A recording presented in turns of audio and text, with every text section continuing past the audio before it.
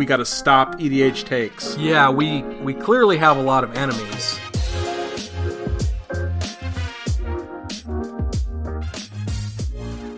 We have returned.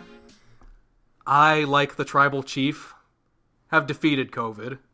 Poggers. Yes. So yeah, full disclosure, we missed an episode last month.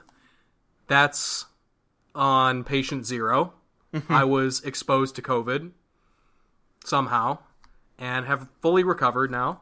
Still to be determined how, yeah. The attack on my life has left me scarred and deformed. I think somebody must have put someone up to this. Some detractor out there was like, we gotta stop EDHTakes. Yeah, we clearly have a lot of enemies, but I thought we were making peace last episode. Our last episode. So I thought this was done. But it appears no one believes us that we've turned a new leaf and are going to be nice now. So this episode, we're going to try to convince you that we're all about positivity now. Yeah. In this new year. So, anyways, I am the new reformed Elijah Samuelson. And I am the same old grouchy Spencer Cook. Oh, no, that's why they made the attempt on it's my fault. I'm sorry, They Eli. missed. They got the wrong one. They forgot. They saw the video and the pictures and they couldn't tell who was who. But yeah, welcome to the podcast episode, guys. Just like we were saying a moment ago, we missed the second episode of January, but I think we're still going to try to get 2 more out in February after this so we can maintain our quota, but we'll see how that works out. Should be, though. Yeah. But today, we're going to be talking about things that we enjoy, things that make us happy within the context of the wonderful game of Commander. Yeah. So, if you guys don't know, it's my birthday next Monday, so this is kind of like my birthday present to all of you. So be fucking grateful. Exactly. But for the rest of you, the P.O. box will be in the description. Make sure to send Eli some money cards. Please. Good cards. Starbucks gift cards, cash, whatever. Yeah. Whatever you find reasonable. But no, so well, Eli, why don't you give us a little bit of an introduction? I kind of told you what this is about, but say some more. Yeah, like we said, we wanted to continue being positive for at least a month. You guys always know, New Year's resolutions, they usually last about a month, right? After January, you don't have to follow them anymore. So that's kind of, we're cheating a little bit because we're into February right now. It's the 3rd as we record this. But yeah, at least keep it up for a little bit.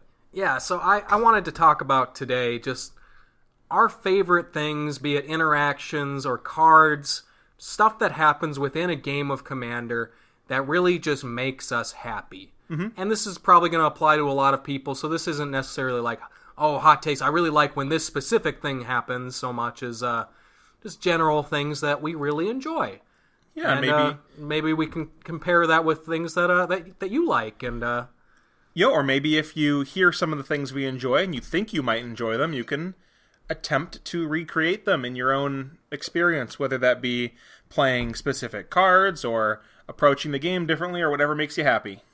Yeah, and if it has a positive impact, that's good, but keep in mind, like, don't go into a game with the expectation you're immediately going to do one thing and it's going to go perfectly. That's just not realistic. Yeah, also don't go in with the expectation of I'm going to do this and it's going to make me happy. I know for a fact this will make me happy, and then you do it and you don't get happy and you're like, well, now I just feel like shit. Yeah. But I digress. Let's why don't we just start off with talking about some types of cards that I think bring us joy.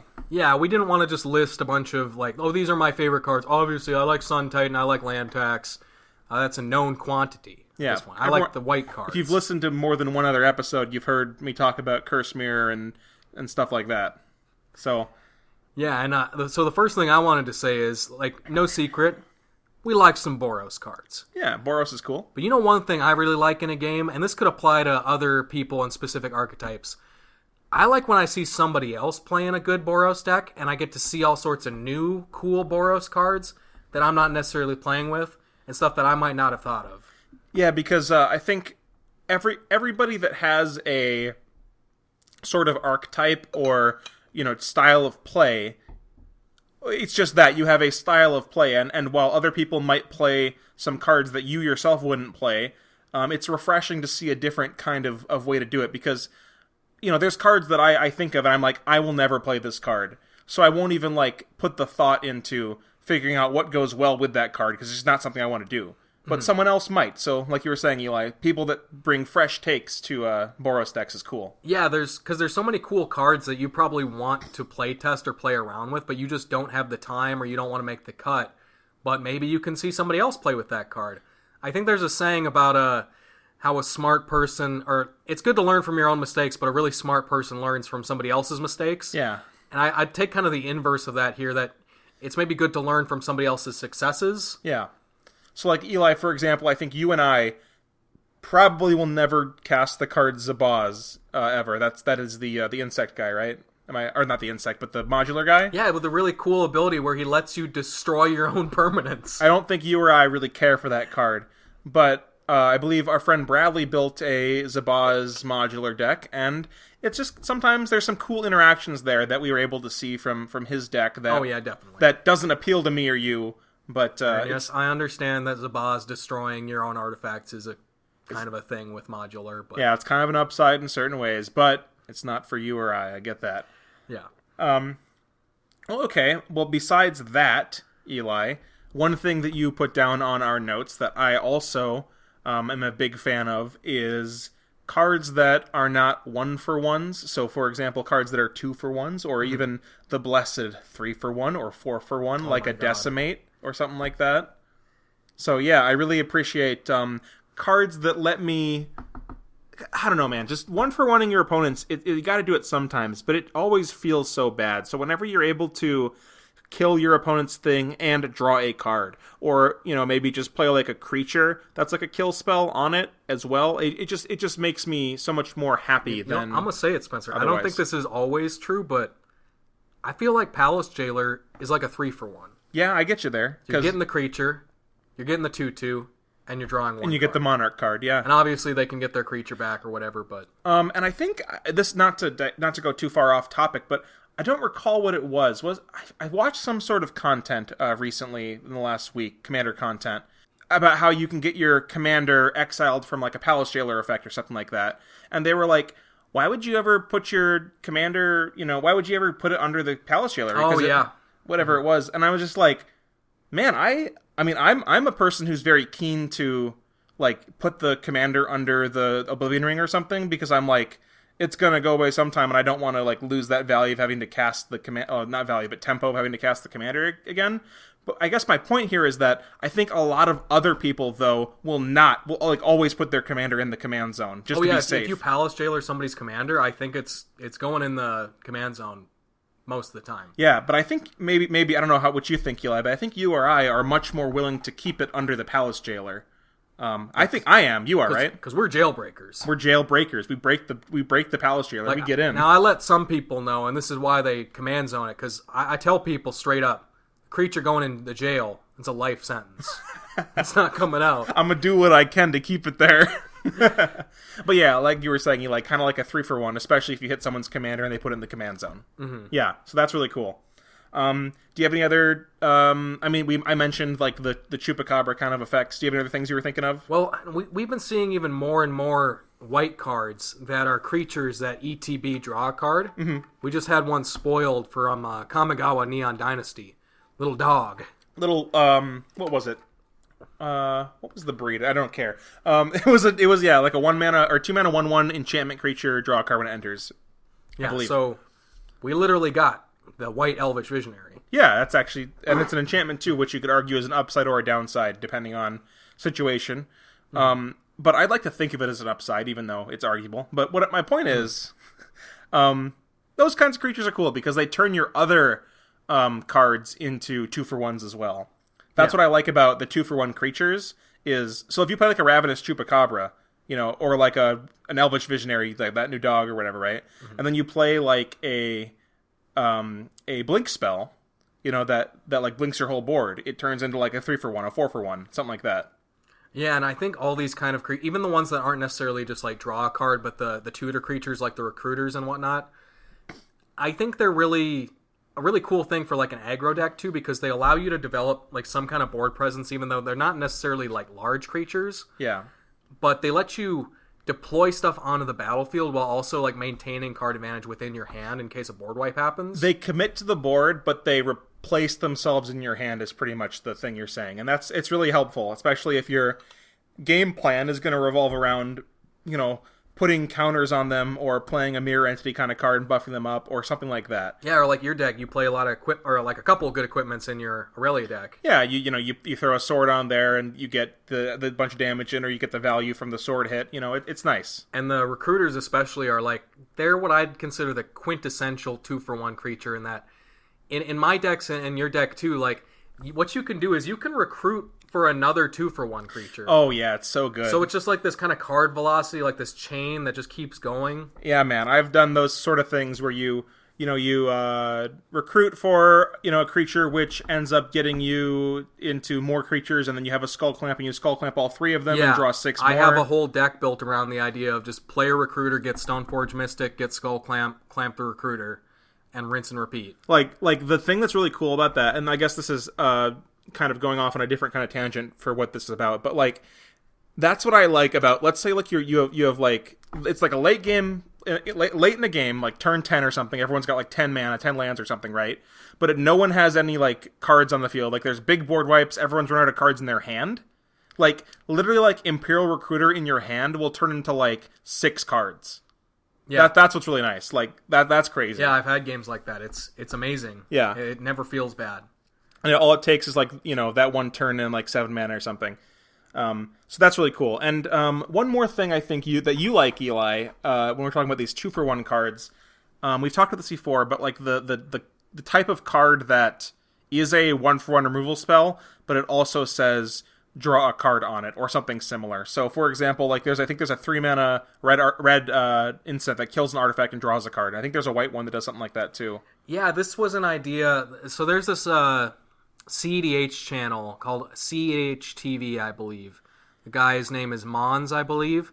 And years ago, I watched a video of his where he was talking about the idea of playing more removal that is not necessarily mana efficient, but has draw a card stapled onto it to get you like that card velocity and move forward, be proactive while you're being reactive. Yeah, and like you could make an argument for like there's like 4 mana counter spells that will draw you a card or something. And I'm not sure if I go that far, but I do like these kinds of concepts. They're pretty enjoyable to play, I think, because you never feel good 1-for-1 removing someone. So if you draw a card, it's nice. Well, hold on a sec. I said 1-for-1 removing someone. I'll definitely spend a card to remove someone if that someone is my opponent, but something. Okay, well, what do you have for us next, Eli? What do you think? So this is kind of a good thing, but also when we were talking about the first topic, I've realized it's kind of a detriment that I really love playing decks with 3 CMC commanders. Or now, less. This is really cool because it allows you to always have a game action early in the game, and that feels really nice. At the same time, though, I find myself rarely ever playing 3-drops in my decks. Yeah, that is a problem. I think, not exactly on that same page, but I built, 5 mana Liesa, and I'm pretty sure I play almost 0 5 mana spells in that deck. So, because it kind of is intuitively makes sense that like, okay, if I want to be doing this on every, turn 3 or turn 5 or whatever, right? Like, you don't need to play too many other things. So that can, especially if you're one to play like, I'm going to play like 4 commanders that are 3 mana, you're just not going to play 3 mana spells. Yeah, and I think I'm kind of just in a weird spot with my specific commander decks, because looking at the breakdown of different CMCs in my commander, so they're either 3 CMC or less, they're either exactly 4 mana, in which case I want to play a rock or a 2 mana ramp on 2 and play my commander on 3, or I'm playing like these really expensive commanders like Gisela. Yeah. That just, they're kind of built around the same idea of the rock on 2, like ramp on 3. Rock on 2, ramp or value on 4, or on 3 mana for 4 mana or something. So I just find myself not really having too many drops. decks that have a good slot for 3 drops. So that's something I'm trying to work more towards. But man, playing a commander on 3 just feels really good. Yeah, so if you want to play more 3-drops, that means you either gotta look to play 1 mana dork, so you can play 3-drops on turn 2, or you play a deck where you want to play a creature or something on turn 2, and then another creature on turn 3. Yeah. Something like that. So, but it's a deck building dilemma. Yeah, I've been workshopping in my brain like a 4 or 5 color aggro deck, just built around playing good 3-drop creatures. Yeah, but like playing a bunch of mana dorks too, so I can play them on turn 2. And you can play good 4-drops on turn 3. Yeah, yeah. So we'll see. Sounds fun. That'll be a thing eventually. But yeah, 3 mana commanders. Yeah, they're good. They're really good. Cool. Yeah. Okay, so next thing I have here is that I like playing cards that, or at least I'm not sure. I shouldn't say I like playing. I get happy when I see a thing, a card that you play that is preventing your opponent from, not from doing something, but preventing them from wanting to do something. And what I mean by this is pretty much on-board tricks or ways to, kill something on board. So a very simple example would be the green/white card. They're colored shifted versions of the same thing. Seal of Primordium and whatever the white one is called. Seal of Cleansing, which are just 2 mana enchantments that you can sacrifice them to destroy a artifact or enchantment. If I just play that on turn 2, I don't think my opponent's going to play a Smothering Tithe. I don't think they're going to do it. And especially if they just, pass their turn and don't play anything on turn 4, that is a real value that I'm getting out of that. I'm not spending my removal to stop them, but I am getting a real value about them just not wanting to, because I don't want a 1-for-1 with them, and they also don't want a 1-for-1 with me. So it's putting double time in. You like making people have to make the consideration that if this guy really wanted to, he could ruin my day. Yeah. Say I maybe even have a planeswalker in my hand, and I have 1 good blocker, and my opponent's got a bunch of creatures on the battlefield, and I want to play my planeswalker. I could think, well, I could play this right here, and they probably don't want to attack into my creature, but if they wanted to, they could kill this. So I have to think about it. Yeah, and I don't actually play Seal of Cleansing or Seal of Primordium in any decks right now, but I just wanted to give an example for that kind of effect. And I think the Planeswalker example is a good way to describe that. Mm-hmm. Yeah. So playing those cards are these rattlesnakes are just preventative effects. It's always hard to see what it's actually doing, because oftentimes your opponent's not going to tell you oh, I'm really thinking about doing this thing, but unless they're trying to make a deal. Yeah. So I guess if my opponent ever has the mana to take a game action and they end up passing turn and then not even using that mana at all because they're scared of something that I might do, that is some serious value that I'm getting just for existing. Yeah. If they just don't play their commander on 4 because they're worried about something, that's good. I mean, and I guess you could one way you could think about this is it's bad. I like it. My opponents don't play the game, but it's more of the Spencer the out spirit. Here intimidation checking all his opponents, browbeating them into submission. Based, very based. All right, what you got, Eli? What you got for me? So what I got is something from our pal Jesse. So I was asking him what he likes in a game of Commander, and what he said was he likes playing these weird cards that nobody's ever heard of. Old cards mostly. Love him for it. But yeah. He likes playing those cards out and having people have to acknowledge and be wow, that's an interesting card. They talk about this on the Command Zone sometimes too, about how somebody plays a cool new card. I think Craig from their group will take a picture of it or write it down, and that is something that feels really good when you play a cool card and people have to be wait, what's that do? Yeah. I mean, within reason, not all the time. Every once in a while, I can appreciate that, and that can feel good. I get what you mean. And the thing with Jesse though is he plays a lot of sussy cards, meaning that some of them, they're not the best version of the effect. But that's what he likes, and especially if it's a unique card, there's kind of a joy to kind of making your opponents have to acknowledge the fact that you are getting beaten right now by a vanilla 5/5 dragon. Yeah, and it's got the element of surprise, because how is somebody ever going to Nevermore these cards? Exactly. They literally can't. That's true. It's pretty epic. Okay, well, I got something else too. There's this my word of the week of the month has been adage. So I was gonna say there's this adage, but there is no adage. It's just the way it is. We can make the adage here. Let's make the adage, okay? People say that you should play Graveyard Hate in your deck, and other things like there's an expectation that you play a certain amount of cards that fill certain roles. So whether that be Graveyard Hate, removal spells, board wipes, things like that. Mm-hmm. And I like when I can play cards that fit those roles that also fit other roles in my deck. So for example, I don't think I will ever... I shouldn't speak so hyperbolically. I'm not a big fan of cards like Tormod's Crypt, or even the ones that will draw you cards. Like the 1-mana artifacts, there's like 4 or 5 of them that will... Soul Guide Lantern. Yeah, they'll replace themselves with their Graveyard Hate. Mm-hmm. I much prefer to have Graveyard Hate cards that fill another function in my deck. So something like a Scavenging Ooze that will actually be a creature and can gain me life and can hit people. Or, now we have White Scavenging Ooze. Oh yeah, the new one from the new set that just got spoiled. That card is very good. Yeah. I'm excited for that card. But in general, or like, for example, Ondu Inversion. It's a board wipe, but it's also a land. If you want to play a deck that doesn't play a lot of board wipes, but you feel like you want to get one in there, there you go. So things like that, I think, they bring me joy. Yeah, I think this is why I maintain that creatures are my favorite card type. Mm-hmm. Because they always do something. Yeah, and unlike Planeswalkers, they can't just be attacked to kill.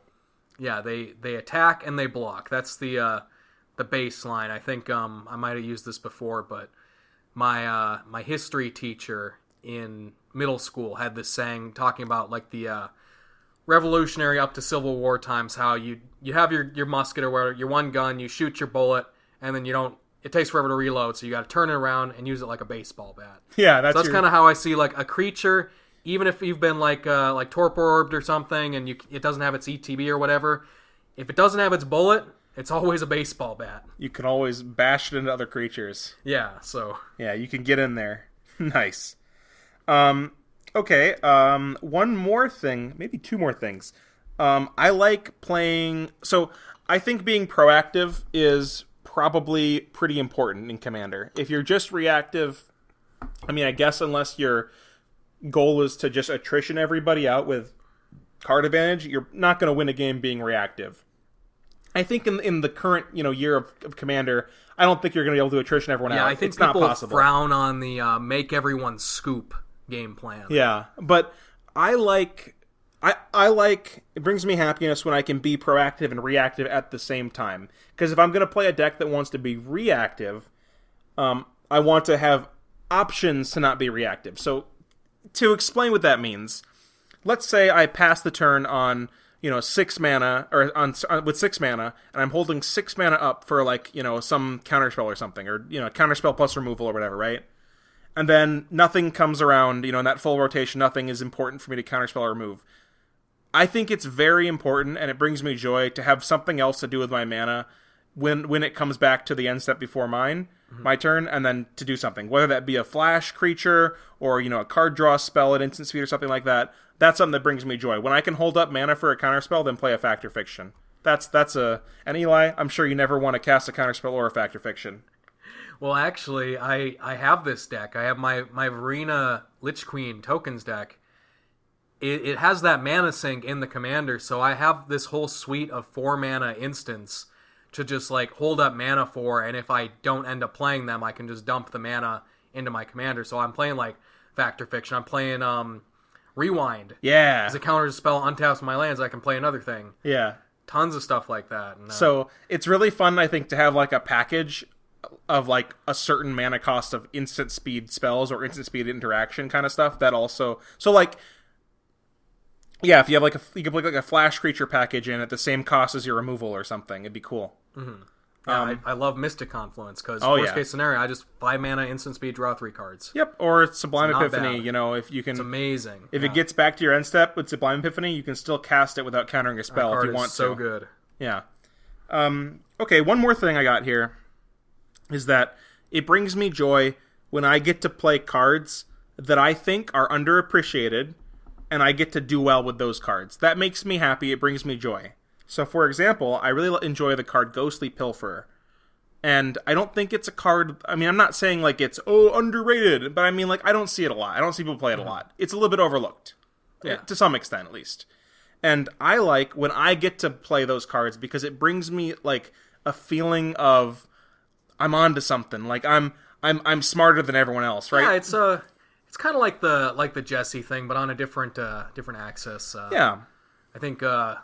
our boy Dana Roach does this a lot, but a little bit hipstery, to right? a more of an extreme.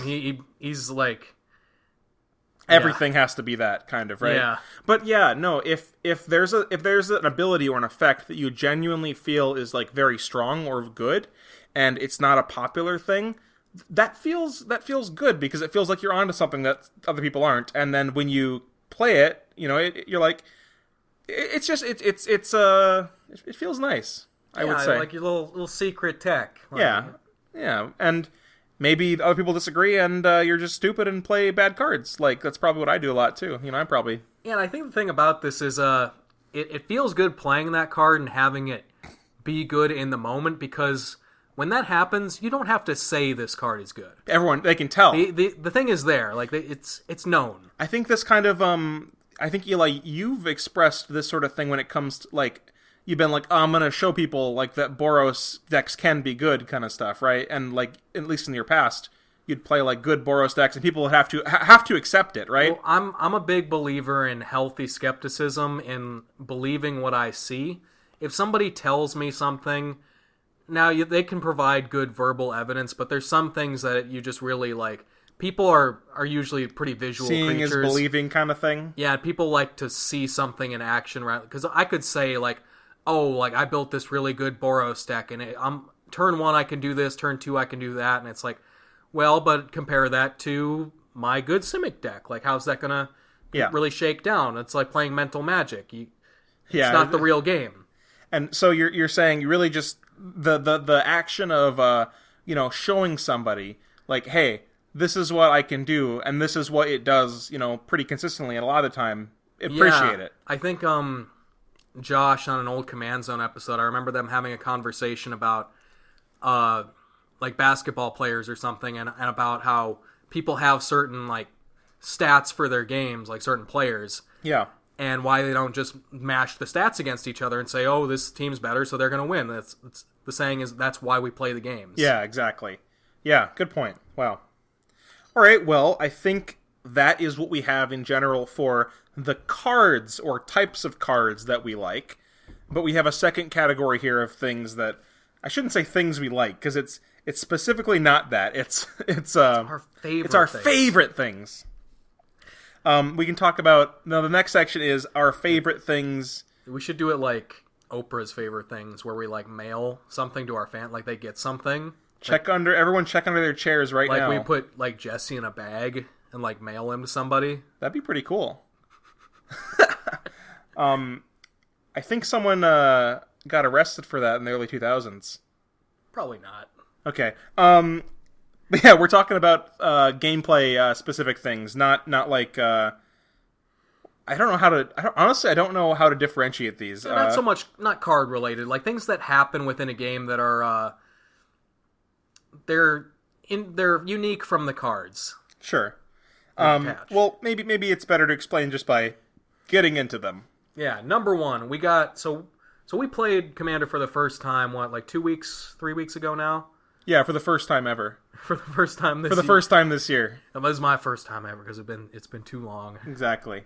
But we played with our friends Reed and Garrett, and we had some good collaborative politics in that game. Yeah, it was some, so as people that have been on the record complaining about some aspects of politics on an early episode we did, there is a right way to do it, as long as everyone's happy. And there were some good moments. So like you were saying, Eli, when politics are fun and collaborative and everyone's having a good time, it's great. Yeah, I remember the moment I think was I had a board of a couple of token creatures, like 2 angels and something else maybe, and I was going to go to combat, and you approached me and you said, "Hey, if I just know that you're not going to swing 2 of those at me, then I won't kill them my next turn." Something like that, right? I think it was on my turn, and I was like, "Okay, Eli, here's the deal. I just don't want both those guys to come at me. I can kill both of them. I don't want them myself. And I'm not trying to get one over on you. I'm trying to give you a good deal." I think that's the big difference is, because I think politics are a lot more enjoyable when you're not trying to get one over on somebody. When you're actually trying to come to a deal that is beneficial for both sides. Yeah, and the deal wasn't even, you can't attack me with anything. You just said these 2 specific creatures. One of them can't attack me. That's it. Yeah. It was just one angel, don't attack me. And there wasn't like an ulterior motive. I was like, I'm asking for something from Eli. I'm going to ask for something very small. Mm-hmm.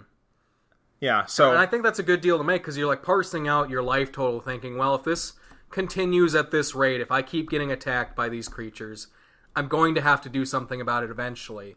So if I could stem the bleeding now without having to spend cards, that's a good move to make. And that's good for you, and that was a good move for me, because I'm ultimately, like, playing the aggro deck, and at this point, there were no real, like, hard alliances or anything.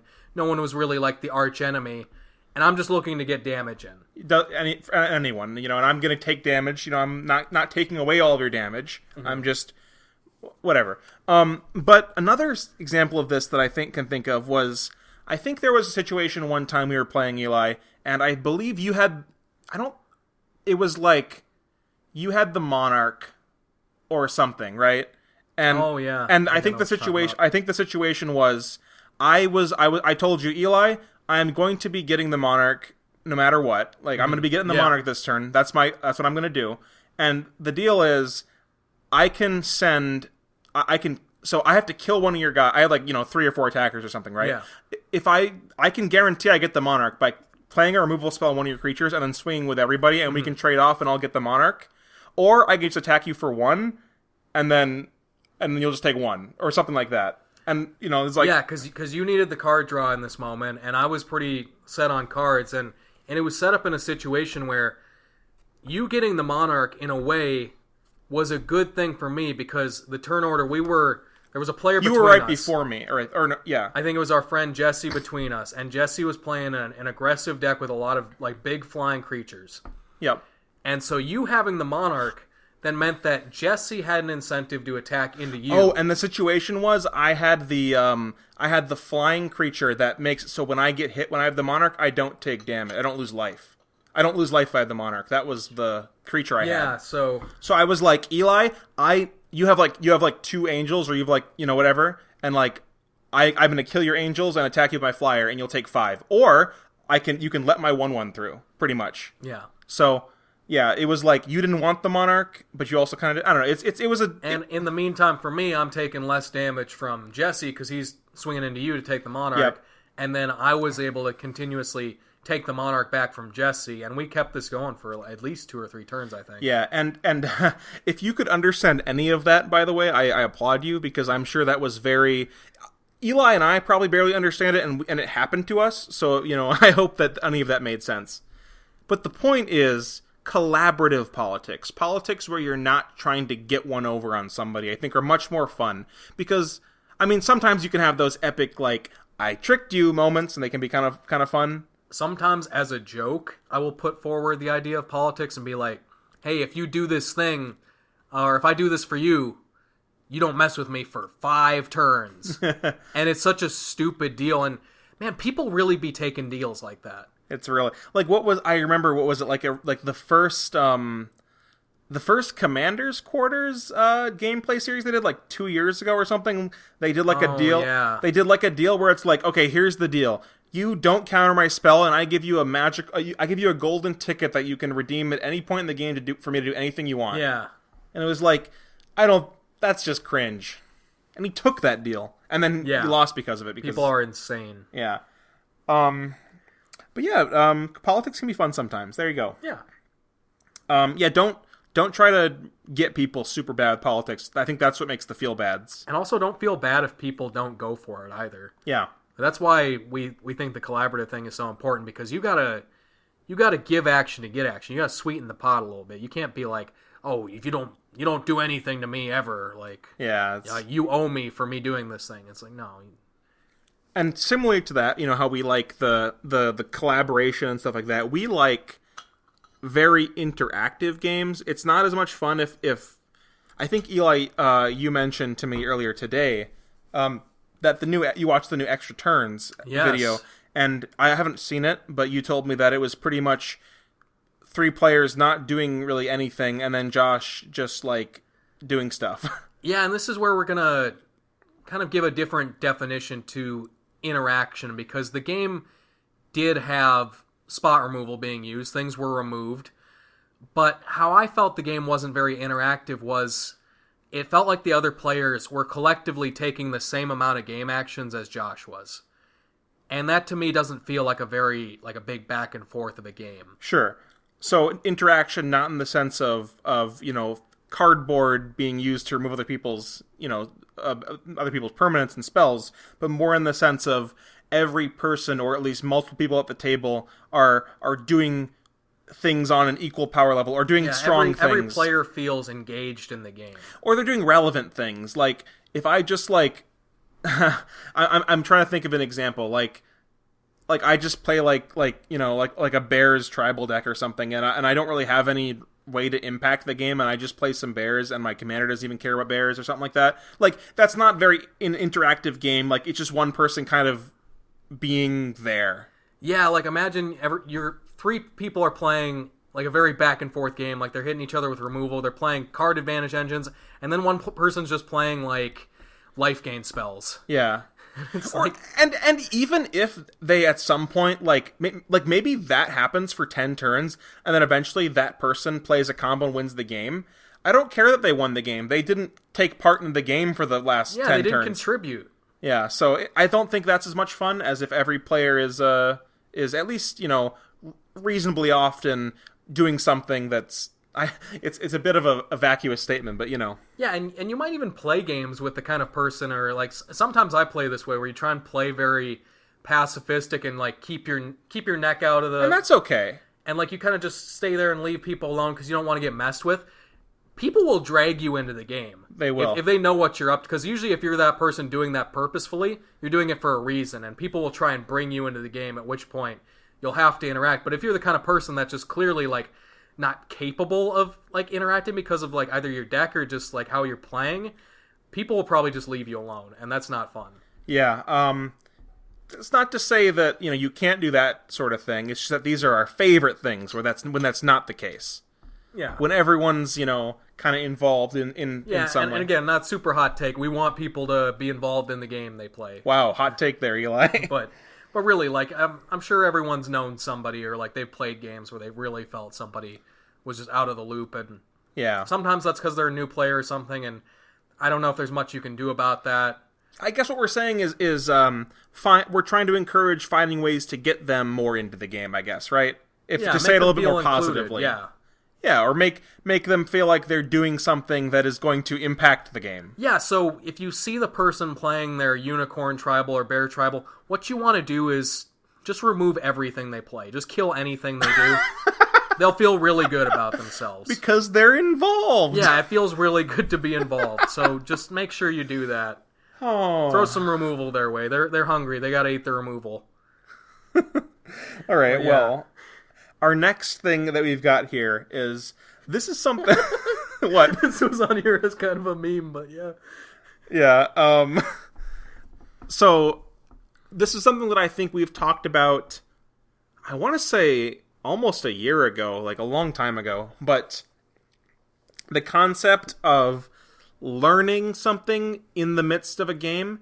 And I don't mean, like, learning as in, like, a rules interaction. Mm-hmm. I mean, like you learning, like, a strategic idea in a game. And I think this came up a long time ago, Eli, when I first started playing against your Thalia deck. Oh, yeah.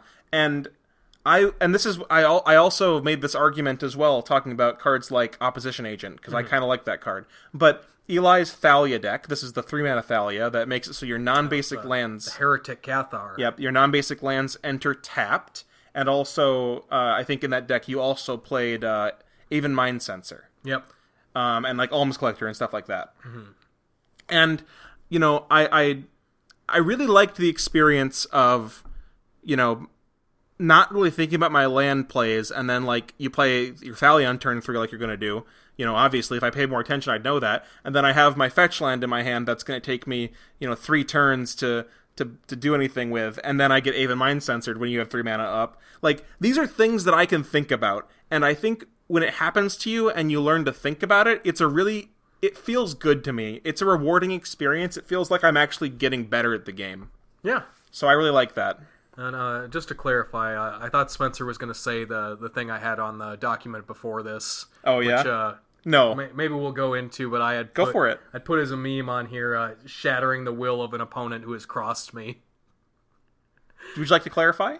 It's just a fun thing. Just, you know, like that moment when you see, like, the life go out of somebody's eyes because they know it's just over. And you've just been biding your time to get your revenge. Eli, does it make you happy when you beat someone and they leave the store? Does that make you happy? Did I tell you about that story? No. Did that happen to me one time? No, I don't think so.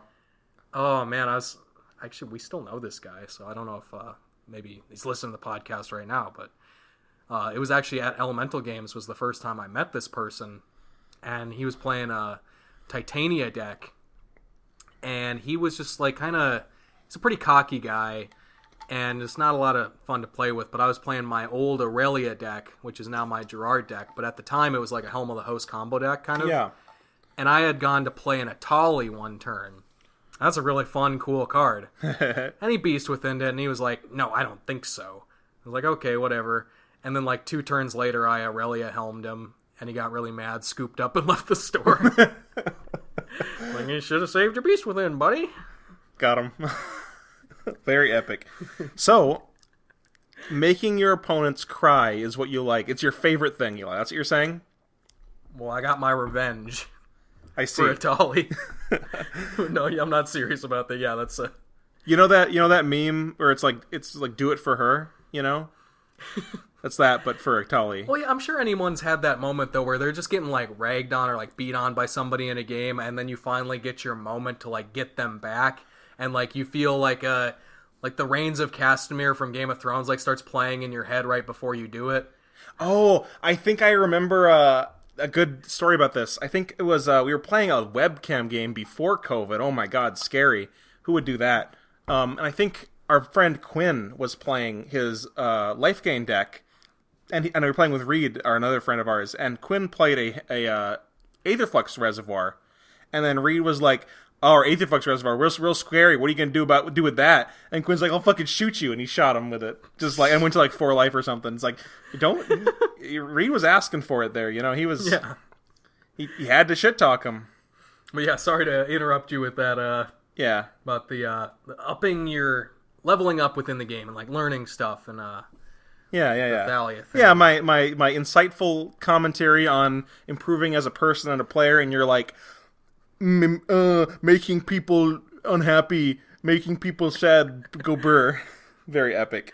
No, shattering their will, as you say. All right, Eli, give me something more positive. We're new people. That is a positive. Shattering will is a fun thing to do. Okay. There's a magic card called Will Breaker, isn't there? Yeah. Yeah, that's me. Yeah, exactly. Great. What is that card? Do you recall? Oh, probably some blue card. That sounds like a blue thing. Yeah. All right, what you got? Playing against blue breaks my will. Yeah, right? Yeah. Am I right, guys? Sorry. That's my favorite joke is to say something very unfunny then laugh hysterically. It's very epic. But like the thing you're saying about having to think about stuff, especially depending on who you're playing against or like what kind of deck they're playing. This kind of ties back to what we were saying earlier about the playing cards that like affect how your opponents make decisions, like the rattlesnake cards, or like there's certain people I play with now where I think will I just be able to have an artifact in play? Is it worth trying it? Yeah. Will I be able to have a creature in play? Probably not. No. If I play this 6-mana creature, the odds it gets shot have increased like dramatically. Because this person is at the table. Yeah. Because it's just too juicy. And that's why, that's why you gotta take your surroundings into consideration. Yeah, it's another reason why I love haste as much as I do. Haste is base, as they say. Yeah, it gives you that extra little moment. I mean, people are still going to play their instants, but it gives you more time, or it gives your opponents less time to react to it. All right, Eli, I see you have something in here about board wipes, Mr. Board Wipe King. Oh, do you want? Oh my God! Can I interrupt for a second? I'm interrupting you starting to talk. Talk about white for a moment here. I know, gross, right, guys? One of the things that I think white, and I think, Eli, you definitely agree with me because we talked about this before, one of the things that white in general, especially mono white, does very well, surprisingly, you might not expect this, but it plays a very good attrition game. Oh, yeah. Which I think a lot of people would be surprised to hear. They'd be like, white, you can't attrition, you got no card draw, haha. But that's, like white's strength is really in fitting its board wipes in at the right time, and this category is when you pop off a board wipe at just the right time. Yeah, it's so good. It feels so nice when everyone just keeps deploying onto the board, and maybe they played their commander out for the second time. And you're a little bit behind on board. This is part of the reason I really like my 3 CMC or less commanders, because you put those onto the board, and you feed them into the board wipe, because you got to play into it a little bit too, right? Because if you just don't play anything... They can suss it out. Yeah, it's like and you're the saying about beware of startled birds or something. Yeah. Well, yeah, and especially if you play your 3-mana commander, you still got your 7 cards in hand. You're chilling, even though you got a board. Yeah, so you just you defend yourself enough until you wait for the perfect moment, and then you pop off that premium board wipe. And maybe even the premium board wipe that doesn't hit your stuff, like an austere command that doesn't kill your 3-mana, your 3/2 commander that's small enough to live. Yeah, this is why Tragic Arrogance is one of my favorite board wipes. Oh, it's so good! Because you can play your commander or whatever into it, and you're going to keep that commander. And the more people build onto their board, the more likely they are to have that one creature that's just total garbage. Yeah, like a token or something. Yeah, or better yet, they have a artifact. They have creature? A shitty artifact creature. And you're like, that's your artifact, that's your creature. Maybe they play that new enchantment creature dog that's a 1/1 that draws cards. Yeah. And you're like, that's your enchantment and your creature. Boom. Exactly. And then that artifact land, that's your artifact. Boom. And especially in something like my Thalia deck, I'm pretty likely to be able to keep... I'll have maybe 1 enchantment, 1 creature, and 1 good planeswalker. Maybe an artifact. Let everything else go away. Yeah. Very nice. But it feels really good when you're able to it feels like funneling your enemy into this confined space. It's like you're dragging them, you're funneling them into the overpass where you're going to drop the rocks on top of them. It's like you have a bridge or something. They're all charging at you onto the bridge, and you fucking blow the bridge out from under them. Yeah, it's awesome. Nice. I like that analogy. I like mine better though. The rocks in the canyon or the crater or whatever. But I digress. How do you like to bottleneck and disrupt your opponents in real life? What's your optimal vision of that? Maybe you funnel them into a body of water and then set it ablaze with electricity. Maybe you go Inglourious Bastards and you get them all in a theater and then lock it and then light it on fire. Yeah. That'd be pretty okay, but our next topic... Man, I am really rambunctious today. Maybe you invite your friends over for a game of Commander and wait until they drink the poison grape soda. Maybe you turn off your carbon monoxide sensors in your house. No, okay, so our next topic here is when you overcome adversity, great adversity, to win the game.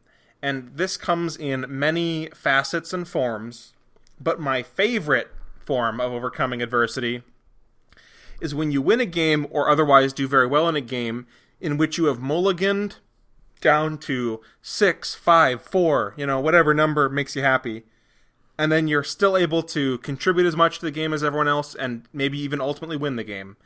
And this is a reason why I really dislike people that play with infinite 7 mulligan rules. I don't like playing with it very much myself. I know the Command Zone will always do that for their I mean, they trust that you're not going to abuse it, but like that's not the point.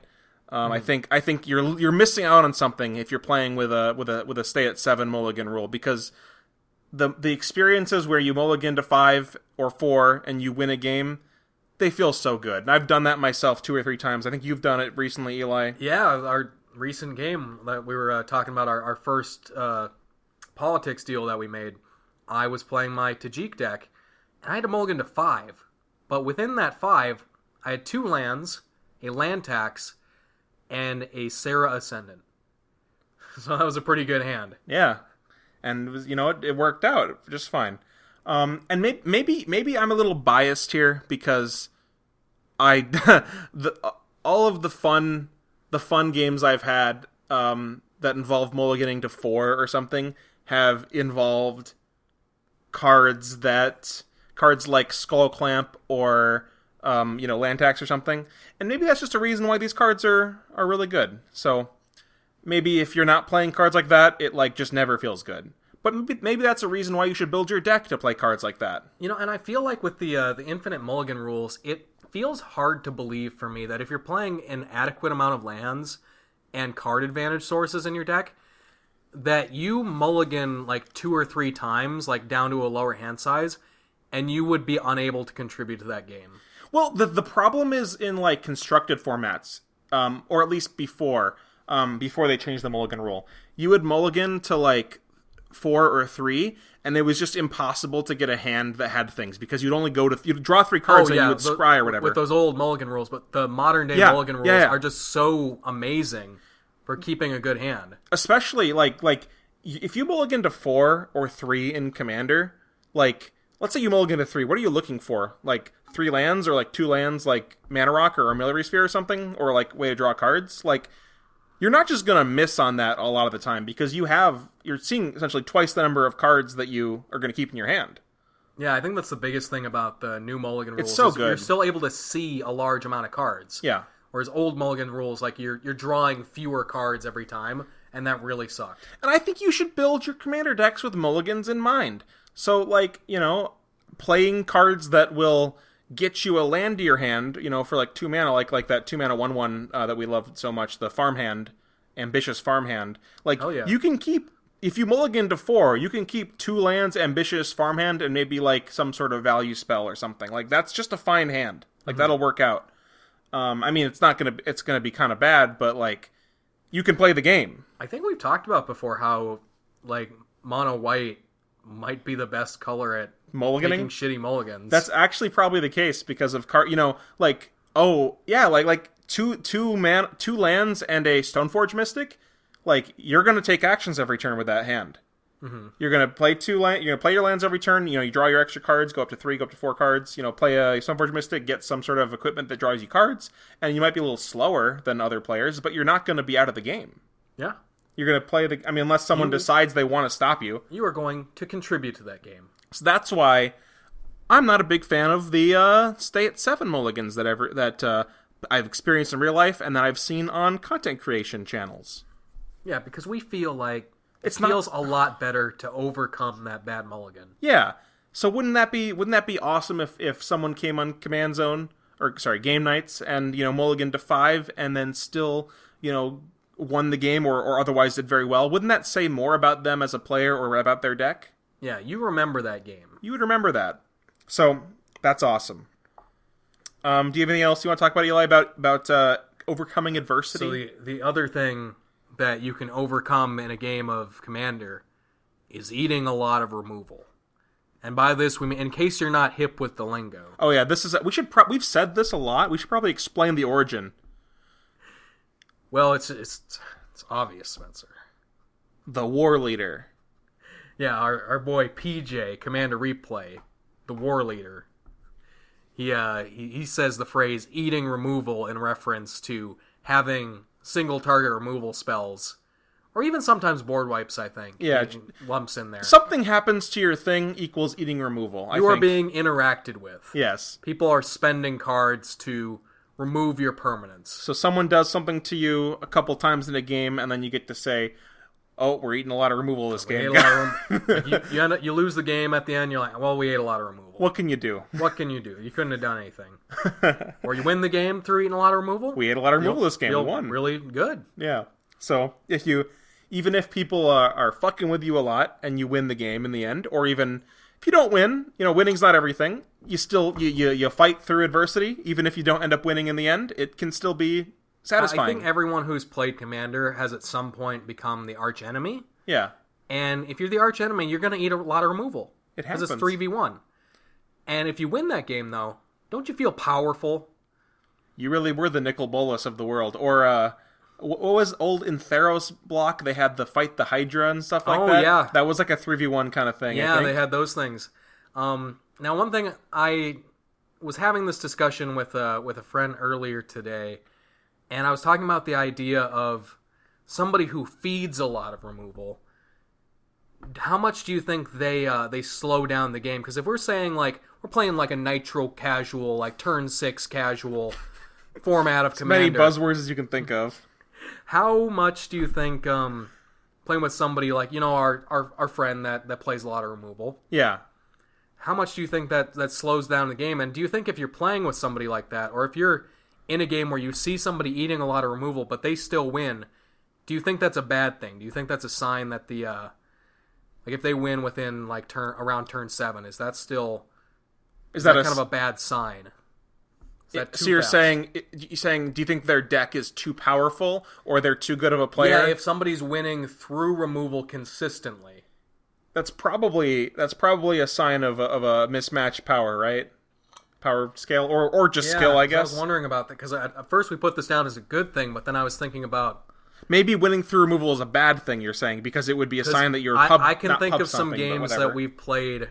I think I remember one of the last games we played at the game shop, or it was a long time ago. I was playing my Gisela deck. I think you were playing like a Gira deck. I remember this game. Playing with our friends Finn and Jesse. Yeah.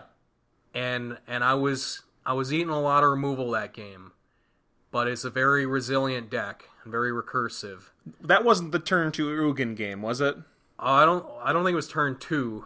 It might have been pretty early. But okay. Yeah, there was a lot of Ugin that game because Ugin kept getting killed and Ugin kept coming back. Yeah, baby. And I was thinking, man, is that kind of a bad sign though? If you're playing a deck like that, and you win despite like a lot of removal. I think the consistency that it happens is probably the more telling thing.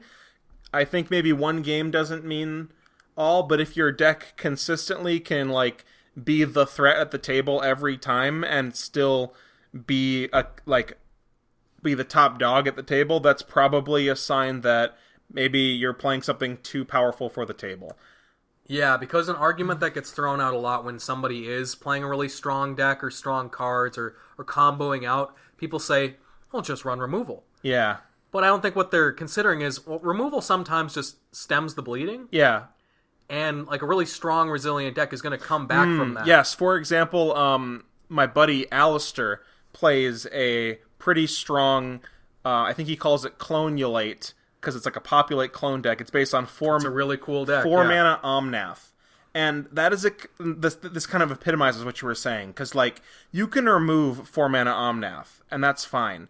But 4-mana Omnath, I should say 4-color Omnath, draws a card when he enters the battlefield. So he's not losing resources. It's costing him more mana. They're actually up a card. Yeah. And you have to kill it, though, because if you don't kill it, it's a double Dark Ritual. On your next... It's pretty insane. Plus 4 mana, and maybe damage, and maybe even more mana, because he plays, you play like Sakashima, he plays like all of the clones that are... Get a clone that beats the legendary rule. And then you can clone it maybe more times, and then you can make 20 mana off of playing your fetch land. Like, you gotta do it, but also, like... If you kill it and like no one else is progressing towards winning, you're just stemming the bleeding, and it's going to happen eventually, kind of thing. Yeah. And he plays enough ramp and stuff in that deck. Like he can play like a Wood Elves and then clone that a couple times or whatever, and like he'll get the mana to cast Omnath for 10, 12 mana, like, and still be able to go off with it. So that's just an example of sometimes that's just how it be. Yeah. So I know that's kind of unrelated. That was just a thought. Something I was thinking about earlier about how removal and like how winning through removal, like if that can sometimes be a bad sign. Because, well, it shouldn't be... I don't think it's bad necessarily to play. Like, it's not always bad to play a deck that's a little bit stronger than the rest of the decks. Like if you play your Gisela deck, and the other people are playing worse decks, but they're in on it and they're cool with it, like, that's fine. Like, we can play that game. Mm-hmm. And maybe you draw a worse hand or something, and we have a normal game. Maybe you draw an average hand, and we have to put more removal on you, and then we have a big back and forth game. Maybe you win in the end, maybe you don't. Like, that can still be fun. But it just helps you be more aware. It helps you more aware of what your purpose is at the table, right? Like, are you the deck that's... Are you eating removal and winning? Is like, just be aware of that sort of thing. Mm-hmm. I don't really know. Be honest about it. Yeah, be honest. Because if I was playing that game, if I was in that game and people kept removing my stuff and I was whining about it and being like, oh man, I'm eating too much removal this game. And still winning? But it's like, I obviously, like, if I can still win the game despite that, that shouldn't be a concern for me. That means they probably should be using their removal on your stuff. Exactly. They should be using it. They're doing the right thing. They should be using more. Yeah, but...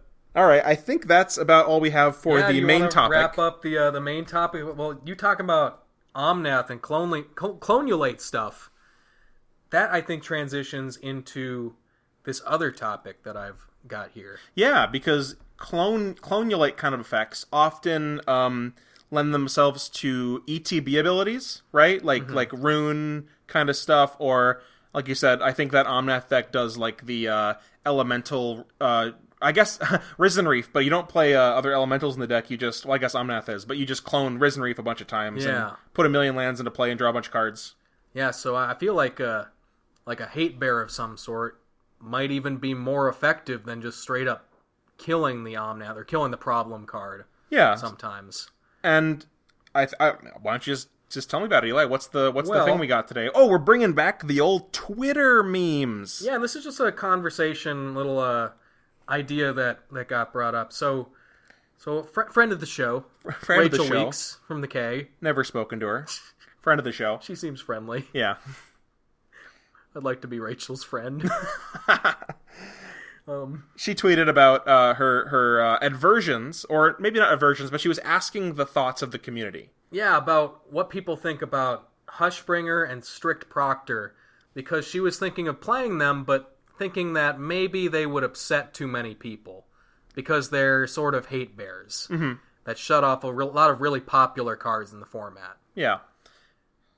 And I think, with stuff like Omnath and just really abusive enter the battlefield creatures. Sure. Or like, what's the partner with Shakashima? I don't remember the card's name. The green partner card. Oh, Kadama? Kadama, yeah, that's scary. Yeah, dude, we got freaking Dockside Extortionist. Magic Gathering card. If there was maybe one card that had to, like, eat the ban bullet, had to put the gun in its mouth, it might be that one. Yeah, that one's kind of gross. But I think that these cards might be totally called for and appropriate. Yeah, cards like Strict Proctor and, Torpor Orb to another extent, but Hushbringer, that sort of stuff. The Hatebears that hate on the ETB effects, right?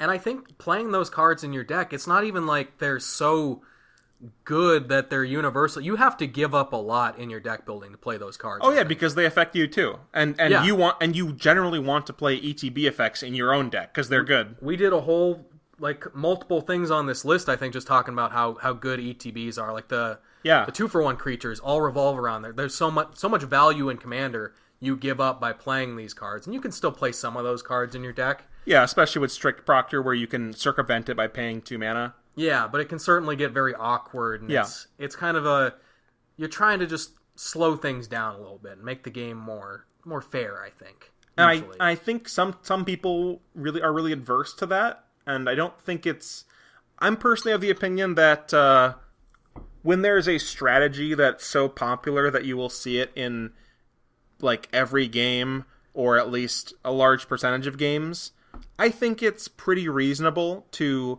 play cards that stop that strategy in general, and I don't think you should be, I don't think you should have to have that, like, stacks conversation about it. Like, hey guys, just so you know, I'm playing MLD in my deck, but hey guys, just, I'm playing Hushbringer in my deck. You know, I it's think not the same. People see these cards as a sort of fun police, and I was having another conversation with our friend who plays a lot of removal and a lot of stacks cards, and he was saying, I think I'm kind of the fun police in the game. And I was saying to him, though, sometimes that might be a good thing, because imagine you're playing a game with strangers, and you have two really powerful decks, a deck like yours that's the fun police deck, and somebody who's playing a lower powered deck.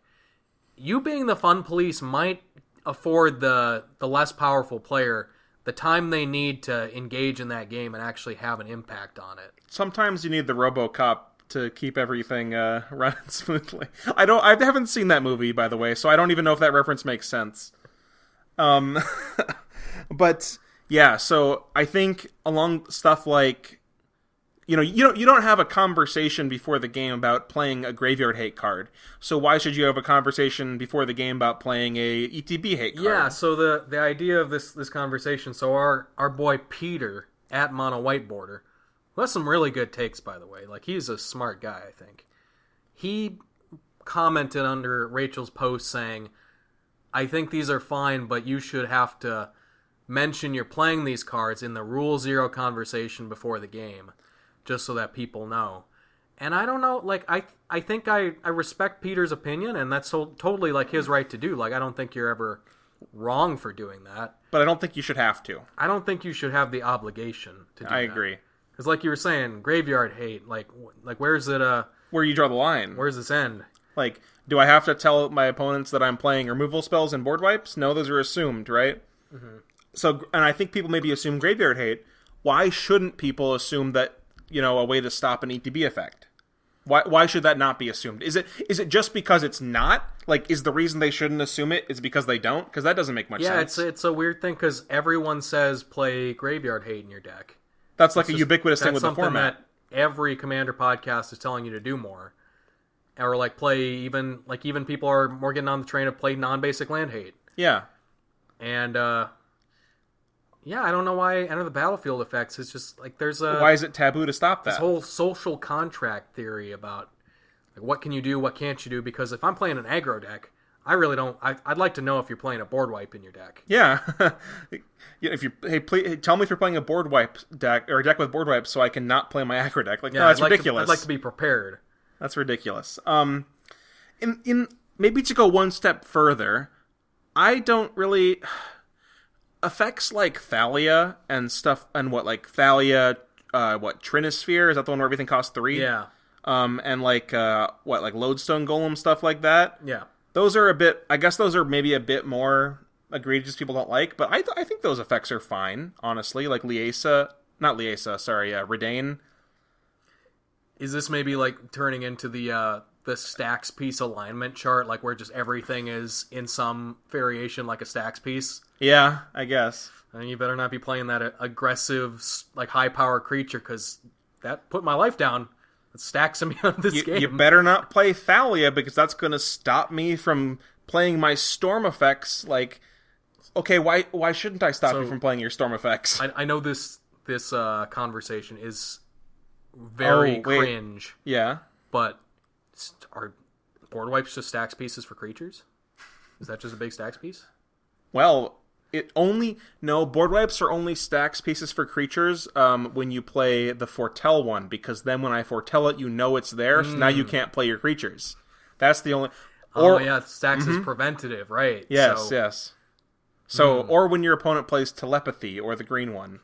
Then you can see the blasphemous act in my hand. Telepathy is the worst stacks piece. Things that make me excited and my favorite things in the game when I counter a telepathy. That's my favorite thing in the game. Just to clarify, I do not consider board wipes to be stacks pieces. Yeah, I'm just saying. There's a lot of people say stacks a lot, talking about certain effects, and I think that does not mean what you think it means a lot of the time. Oh, another thing that's my favorite thing. Just to talk about the rest of the the episode, I just remembered right now. I like those rare moments where I just get to kamikaze myself into you, Eli, and play my my really bad counter spells on your turn 1 useless creature. It makes me happy. Oh, you fucking piece of shit! That was the worst moment. It was fucking Weathered Wayfarer, wasn't it? Yeah, and I turn 1, and I think I played a Disrupting Shoal or something stupid like God. that. Or maybe it was the counter a 1-drop spell. I don't know, something dumb. I just gotten over this. Or no, it was the one where you have to discard like an island and another card or something. It's terrible. And then I like missed my land drop on turn 3 because I discarded an island. I think this is a lot of people's favorite thing, is just doing that to me. Just making you upset, Eli. Yeah. Yeah. Well, I think that'll about wrap it up for this episode. Do you have anything else you want to say, Eli? No, it's just it's a fun episode. I like talking about good stuff, and hopefully people found this interesting. If you would like to let us know what your favorite things in Commander are, what your most satisfying moments. Do you like to see your opponents just their wills destroyed? Yes. That's fun. Yeah, probably. Yeah. If you're a Commander player, you probably like it when you're the only one that gets to play the game. I think that's every Commander player. Yeah. Yeah. In my experience, that's all my opponents. Yeah. All right. Yeah, well, all my opponents like doing bad things, and I like doing cool things. It's exactly how it is. It's crazy how that works. Yeah, I mean, it's like the whole world is plotting against me. It is. It gave me COVID. I was actually driving over to your place, Eli, and I saw a mailman in his truck following me, and he's been following me for months. Oh my god! This is called gang stalking, by the way. Look it up if you're curious. It's a kind of a meme. But yeah, that's what we got today, Eli. Yeah. Anyways, give us a follow at EDHTakes on Twitter and subscribe to the channel. Give us a like, dislike, comment. Watch the Ari video. That's good. It's really good. Leave a angry response. Yeah, tell us how wrong we are. Tell us how Ari killed a box of puppies. I saw Ari do it. Like, Ari took like a box of puppies, poured lighter fluid on them, and then lit the box on fire. Oh my god. Yeah. It's pretty cool, though. That's why that's why Ari left Wizards, because they started coming out with dog cards, and Ari couldn't have any part in making those. Ari couldn't resist the urge to light them on fire. Yes. So that's why we like Ari. Anyways, watch the video. Yeah. Okay. Bye, guys.